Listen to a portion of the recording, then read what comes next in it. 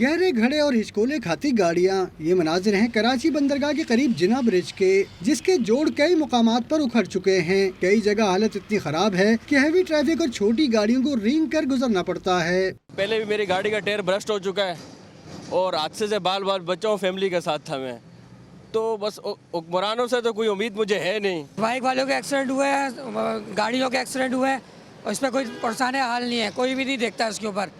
आए दिन कोई ना कोई एक्सीडेंट हुआ होता है। जिना ब्रिज और ICI पुल पर ट्रैफिक हादसात रोज का मामूल हैं। जो गाड़ियां हादसे से बच जाती हैं, उनके अंजर पंजर ढीले हो जाते हैं।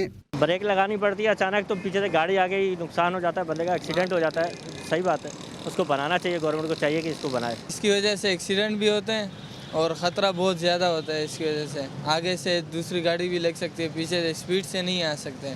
वैसे स्पीड में गाड़ी अलाउ भी नहीं है, फिर भी अगर स्पीड से आए तो सामने गाड़ी टूट सकती है।